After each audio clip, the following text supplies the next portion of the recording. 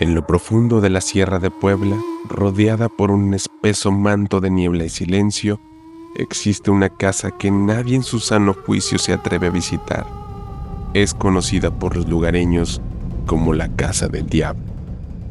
Dicen que aquellos que cruzan su umbral jamás regresan, o si lo hacen, nunca son los mismos. Esta es la historia de lo que ocurrió una noche, cuando un grupo de amigos decidió desafiar esa maldición y lo que encontraron fue mucho peor de lo que jamás pudieron imaginar. Todo comenzó una fría noche de diciembre. Pedro, un joven intrépido, escuchó la historia sobre la Casa del Diablo desde que era un niño. La abuela solía contarle sobre las luces que se veían a lo lejos, sobre los gritos que resonaban en la madrugada, pero él nunca creyó en cuentos de viejas. Así que, una noche, convenció a sus amigos Isabel y Luis de acompañarlo a explorar el lugar. Era una travesía que pocos se atrevían a hacer, pero la juventud es imprudente y la promesa de un misterio por resolver los llenaba de emoción. Caminaron por horas, guiados solo por la luz de la luna llena, hasta que finalmente llegaron a la entrada del viejo caserón. La puerta, de madera podrida y oscura, se abrió con un gemido que parecía un lamento del propio infierno. El aire que salió de la casa era denso, cargado con un olor a humedad y algo más, algo que ninguno de ellos pudo identificar, pero que les heló la sangre. Una vez dentro, la oscuridad los envolvió por completo. Luis encendió una linterna y el débil haz de luz apenas alcanzaba a iluminar las paredes, cubiertas de musgo y marcas extrañas, como si alguien o algo hubiera intentado salir de ahí. Pero lo peor estaba por venir.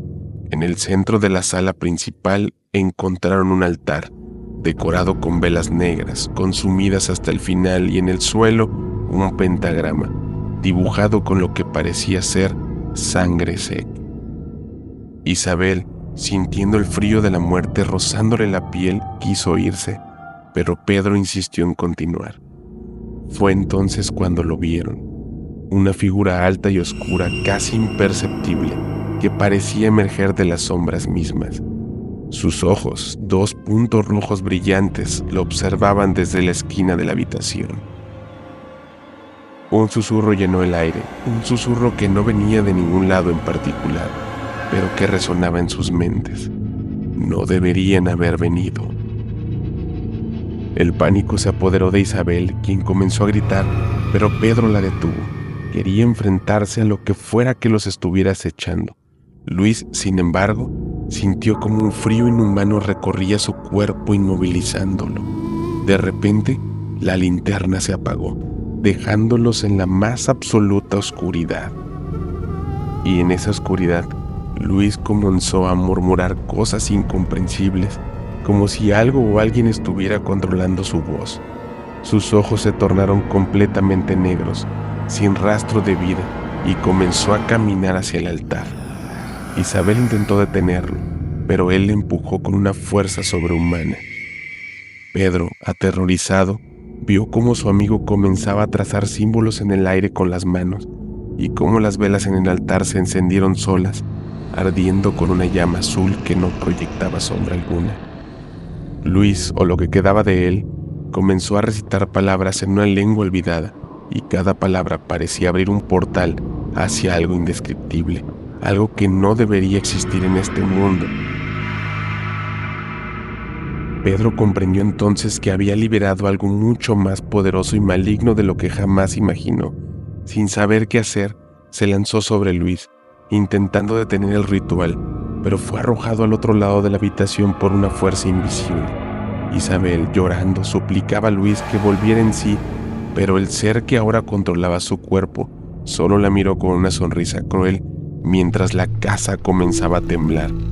Las paredes se agrietaron y desde esas grietas comenzó a salir una sustancia negra y viscosa, como si el lugar estuviera podrido por dentro.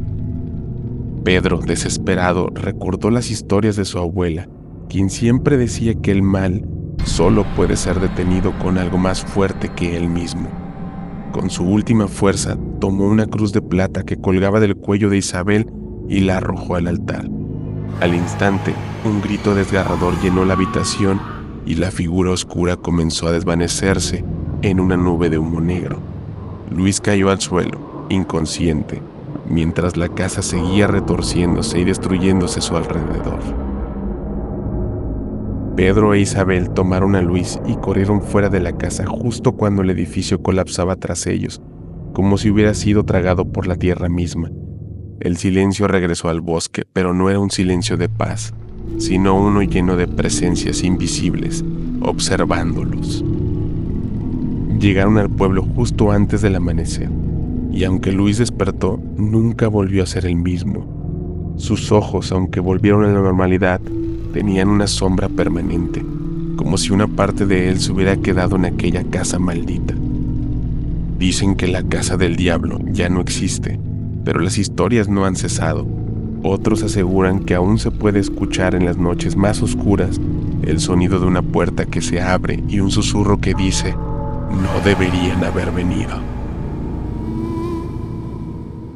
Así termina esta historia, queridos oyentes. Recuerden, hay lugares que deben permanecer en la oscuridad y lejos de la curiosidad humana, y aunque quieran buscar respuestas, a veces es mejor no saber. Hasta la próxima y que tengan una noche tranquila, si pueden.